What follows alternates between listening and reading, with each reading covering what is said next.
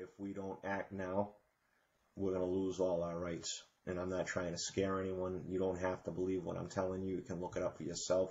You can ask questions. I mean, that's what being a free democratic society is all about, is asking questions. And, they don't have the answers for them because it's all there in black and white. You read the bill and it tells you exactly what's going on. So, and if enough people start questioning, then they're going to have to rescind the bill. I mean, I don't want my family growing up in an oppressive society where they can't walk outside and breathe fresh air without someone pointing a gun at them. And they might say that that could never happen, but why would they put that language in there, giving them the authority to do it if they didn't have any intent on using it? So don't believe what they tell you, because our forefathers left England because of the very things that are going on in our government today. And I served my country. I got an honorable discharge from the Army, and I swore an oath to protect the country from all enemies, foreign, domestic. Now, these people that are operating in our government right now are criminals, and you don't have to agree with me. You can disagree with me, but time will tell. And if we don't do something, like I said, if we don't all stand up and participate in our free democratic society, you're going to lose your rights, and you're going to lose them quick. They're devaluing the dollar. The Federal Reserve is printing money, which they don't have the authority to do, regardless of what Congress says they do. It's in the Constitution. They do not have the authority to print paper money. That's in our Constitution. So whatever you hear on TV isn't what the reality is. And the people need to stand up and unite and stop this, because you are losing your rights as we speak. They got H.R. 2749, which is a Food Safety Act, and this affects the entire country, which gives them the authority to shut down a geographical area, meaning a whole state, if they want to, under the guise of contaminated food.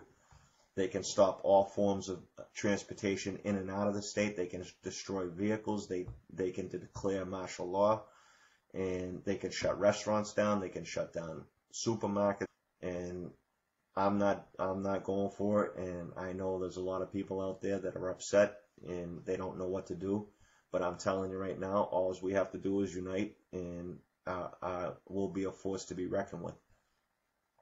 Because generally speaking, the people are on the side of the winners. Meaning, if there's more of us than there are of them, then people are going to be on our side. They're not going to be on their side. Because that's how people are. It's the nature of them, and the government knows that. They've done studies. They figured those things out. And that's why they put all these hot-button issues out there to distract people, so they argue amongst themselves, like race and abortion and terrorism and healthcare and God only knows what else. They got you all distracted, arguing amongst each other while they're all fucking robbing us. Excuse my language, but I'm pissed. So, getting back to the issues, I'm not going to get into everything, but we have a lot of problems in this country, and it's been since the beginning of time. The majority of problems arise from greed. So that's the starting point. Abraham Lincoln said, the money powers prey on the nation in times of peace and conspire against it in times of adversity. And we're in times of adversity right now. And that's what the Federal Reserve is doing. And they're not the only bad guy out there, but they have exceeded their authority by printing money. It's in our Constitution. They don't have the right to print paper money. Our founding fathers knew the hazards of that, and they specifically put it in the Constitution to make it criminal to do so, because it happened before in this country. And they stopped teaching stuff in school, and people don't know. I talked to people today, they didn't even know what martial law was. They're like, what's that? And when I told them, they couldn't believe it. So, I mean, you figure it out.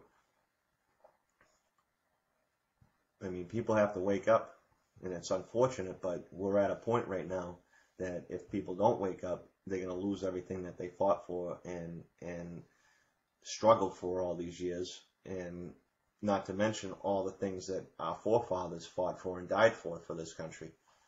So I don't want that coming down on my back, and I'm sure that you don't want it coming down on yours. So when everyone realizes that they've been duped, they're going to be pissed.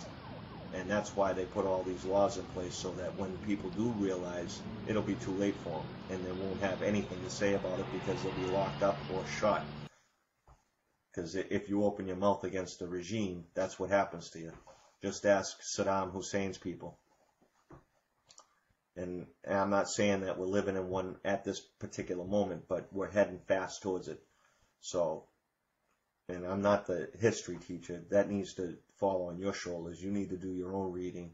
You need to get involved and start contacting your representatives and putting pressure on them, because one person can't do it. It takes a village to raise a child. You heard that expression. It's true. It takes a village to like elect a leader, and then it takes a village to watch that leader and make sure he doesn't go power hungry. And that's where we fell off. We were out watching football or basketball or baseball or going to the beach or talking on the internet or texting each other, whatever the case may be, arguing about healthcare or abortion while they're robbing us blind.